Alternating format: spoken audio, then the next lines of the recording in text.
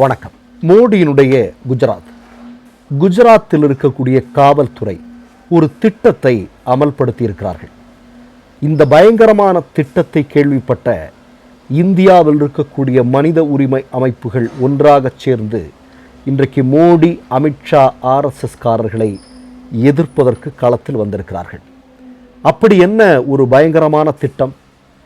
அதாவது இனிமேல் குஜராத்தில் தாடி வச்சுக்கிட்டு ஒருத்தன் சுத்துறான்னு வைங்க, பேசும்போது குஜராத்தியோ ஹிந்தியோ பேசும்போது பேசுவதற்கு இடையில் அரபு மொழி ஏதாவது வந்துருச்சு, இல்லைன்னா உருது மொழி ஏதாவது வந்துருச்சுன்னு வைங்க, அதே மாதிரி மதராசாக்களுக்கு செல்வது அல்லது இஸ்லாமிய மத பண்டிதர்களை அடிக்கடி சந்திப்பது, இது போன்ற நபர்கள் இருப்பதாக இருந்தால் அவர்கள் எல்லோரையுமே குஜராத் காவல்துறை உளவு பார்த்து கொண்டிருக்கும்.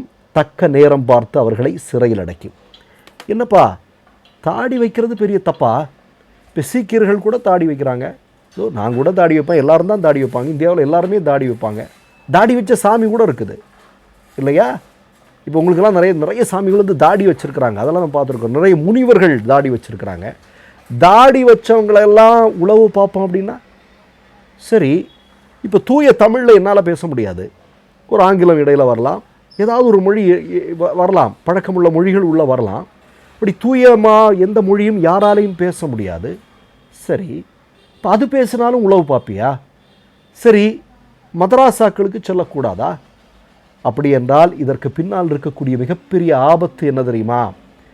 இஸ்லாமியர்களை குறிவைத்து முழுமையாக அவர்களை சிறையில் அடைப்பதற்கு மோடியும் அமித்ஷாவும் குஜராத்தில் இருக்கக்கூடிய காவல்துறையை வைத்து நடைமுறைப்படுத்துவதற்காக கொண்டு வந்திருக்கக்கூடிய ஒரு திட்டம் தான் இது.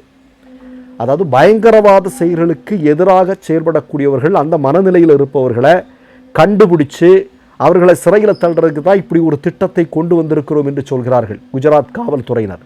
ஆனால் அதுக்கு கொடுத்துருக்கக்கூடிய அது எப்படிப்பட்டது அப்படிங்கிற அந்த திட்டத்தை வாசிக்கும் போது தான் தாடி வச்சுக்க கூடாதான், அரபி மொழி பேசக்கூடாதான், உருது பேசக்கூடாதான், மதராசா பக்கமே போகக்கூடாதான், இதெல்லாம் இருந்தால் நீ உளவு பார்க்கப்படுவாய்.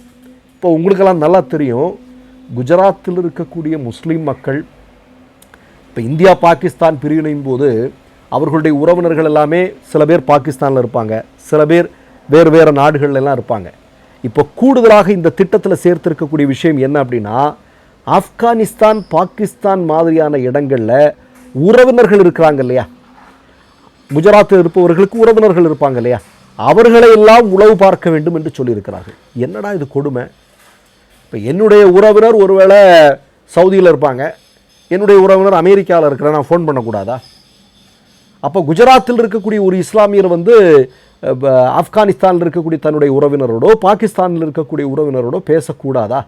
பேசினால் உளவு பார்க்கப்படுமா? இது என்ன மாதிரி திட்டம்னே புரியலையே. இது எப்படி இன்றைக்கு வெட்ட வெளிச்சத்திற்கு வந்திருக்கு தெரியுமா? இப்படி ஒரு திட்டம் தீட்டி இருக்கிறார்கள்னா, ஷப்னம் ஆஸ்மி என்று சொல்லக்கூடிய நபர் தன்னுடைய சமூக வலைத்தள பக்கத்தில் இப்படி ஒரு திட்டம் மோடியால், அமித்ஷாவால், குஜராத் காவல்துறையால் கொண்டு வரப்பட்டிருக்கிறது அப்படிங்கிறத வெளிச்சம் போட்டு காட்டியிருக்கிறாங்க. இல்லவர் தான் தெரியாது, கொத்து கொத்தாக கைது செய்யப்பட போகிறார்கள் குஜராத்தில் இருக்கக்கூடிய முஸ்லீம் மக்கள். இது இந்திய அரசமைப்பு சட்டத்திற்கு எதிரானது. சொந்த குடிமக்களை உளவு பார்ப்பது என்பது நிச்சயமாக கண்டிக்கத்தக்கது. இப்போ எவ்வளவு கேடுகட்ட செயலை மோடியும் அமித்ஷாவும் ஆர்எஸ்எஸும் குஜராத் காவல்துறையும் சேர்ந்து திட்டம் போடுகிறார்கள் என்பதை பாருங்கள். சரி, பயங்கரவாதத்தை இந்திய நாட்டிற்கு எதிராக, இந்திய இறையாண்மைக்கு எதிராக பயங்கரவாத செயல்களில் ஈடுபடுகிறார்கள்னா அது எல்லோருக்கும் பொதுவானது. அது யார் செயல்பட்டாலும் அவர்களை வந்து கைது பண்ணணும், அவங்களுக்கு தண்டனை வாங்கி கொடுக்கணும், அவங்கள சிறையில் அடைக்கணும், எந்த மாற்று கருத்தும் இல்லை. ஆனால் அது இந்த மாதிரியான முஸ்லீம்களை மட்டும் குறிவைத்து கொண்டு வந்திருக்கக்கூடிய திட்டத்திற்கு பின்னால் இருக்கக்கூடிய காரணம் என்ன? உங்களுக்கு நல்லா தெரியும். இப்போ 2002க்கு பிறகு ஒரு மிகப்பெரிய இனப்படுகொலை, இஸ்லாமியர்களுக்கு எதிரான ஒரு மிகப்பெரிய இனப்படுகொலையை ஆர்எஸ்எஸ் சங்க பரிவாரங்கள் மோடியினுடைய தலைமையில் அங்கே நிகழ்த்தினார்கள் அப்படிங்கிறது நமக்கு எல்லாருக்கும் நல்லா தெரியும்.